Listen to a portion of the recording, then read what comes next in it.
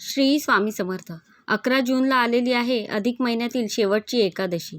आता संपूर्ण अधिक महिन्यात जरी काही विशेष करायला जमलं नसेल तरी आता ही शेवटची एकादशी 11 तारखेला आहे आणि ही संधी दवडवू नका. कारण एकादशी तिथीचं महत्त्व अधिक महिन्याला खूप असतं आणि या दिवशी केलेली प्रत्येक गोष्ट तुम्हाला लाभ देते. पण या दिवशी नक्की काय करायचं आहे? आता या एकादशीला 3 ते 4 गोष्टी तुम्ही करू शकता आणि या 3 ते 4 गोष्टी करायला जरी जमल्या नाही तर त्यातली कुठली एकही गोष्ट मात्र नक्कीच करू शकता. सगळ्यात पहिली गोष्ट म्हणजे सकाळी लवकर उठायचं आहे, स्नान करायचं आहे आणि भगवान श्रीहरी विष्णूंची पूजा करायची आहे.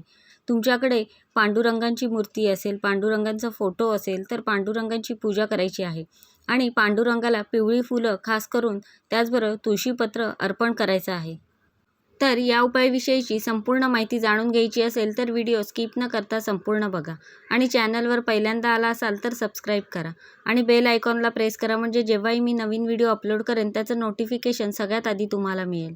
आता तुम्हाला फार सागर संगीत पूजा करायला वेळ नसेल किंवा पूजा करायला जमणार नसेल तर अगदी 10 मिनिटाचा वेळ काढून तुम्ही एक मंत्राचा जप 108 वेळा करू शकता.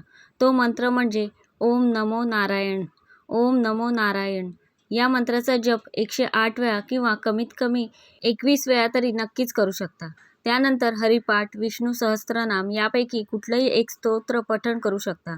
हरिपाठ म्हणायला सोपा आहे, कुणीही म्हणू शकतं असं आहे. त्यामुळे जर तुम्हाला विष्णू सहस्त्रनाम येत नसेल तर हरिपाठ म्हणा.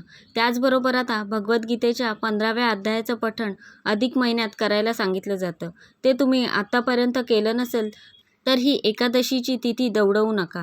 या दिवशी भगवद्गीतेच्या 15व्या अध्यायाचं पठण करा. वाचन, मनन, कमीत कमी श्रवण तरी नक्की करा.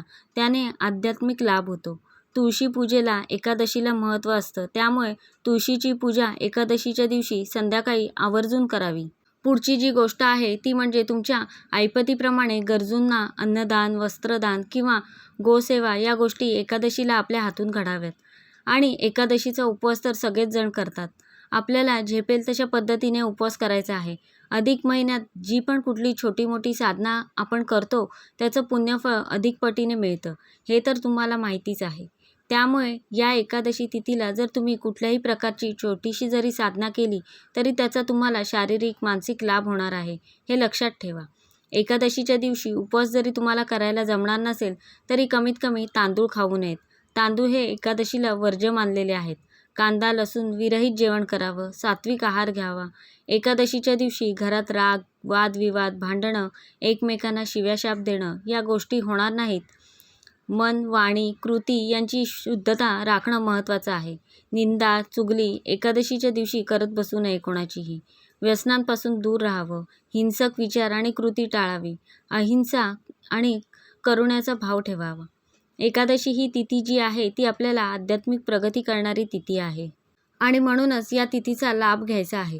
अधिक महिन्यातली एकादशी ही फक्त उपवासाची तिथी नसून मन, वाणी, कर्म यांचं शुद्धीकरण करण्याची संधी आहे. भगवान विष्णूंचं स्मरण, जप, दान, सात्विक जीवनशैली यामुळे या दिवसाचे आध्यात्मिक महत्त्व वाढते. श्रद्धा, भक्ती आणि संयमाने केलेली एकादशी जीवनात सकारात्मकता, मन शांती आणि ईश्वरावरील दृढ विश्वास वाढवण्यास मदत करते. आता 11 तारखेची जी एकादशी आहे ती कमला एकादशी आहे. आता ही एकादशी एका विशिष्ट योगात येते. सर्वार्थ सिद्धी योग आणि शोभन योग या दिवशी असणारे, त्यामुळे हे योग अत्यंत शुभ मानले जातात. खास करून आपण एखादं काम सुरू केलं असेल आणि त्या कार्यामध्ये आपल्याला यश मिळावं यासाठी या योगाचा लाभ करून घेतला जातो. व्यापार आणि करिअर संबंधित काही कामं व्हावीत म्हणून हे योग महत्त्वाचे असतात. मग काय करायचं? म्हणूनच या योगांमध्ये भगवान विष्णू आणि माता लक्ष्मीची पूजा करण्याला महत्त्व आहे. आता भगवान विष्णूंची पूजा तर आपण करणारच आहोत, पण त्याचबरोबरीने हे योग जुळून आल्यामुळे तुम्ही माता लक्ष्मीची सुद्धा पूजा त्याचबरोबर केली तर तुमच्या आयुष्यातील आर्थिक अडचणी दूर होतील. म्हणजेच लक्ष्मीनारायणाची पूजा, पांडुरंग आणि रुक्मिणीची पूजा या दिवशी करायची आहे. मंडळी, अधिक महिन्याचे आता शेवटचे 5 दिवस राहिलेले आहेत आणि हे शेवटचे 5 दिवस महत्त्वाचे आहेत. कारण 11 तारखेला आहे एकादशी, 12 तारखेला आहे प्रदोष आहे, 13 तारखेला मासिक शिवरात्री आहे, 14 तारखेला दर्शमासीची सुरुवात आहे आणि 15 तारखेला सोमवती अमावस्या आहे. हे शेवटचे 5 दिवस नक्कीच तुम्ही लाभ करून घ्या. जेवढी साधना उपासना करता येईल तेवढी करा.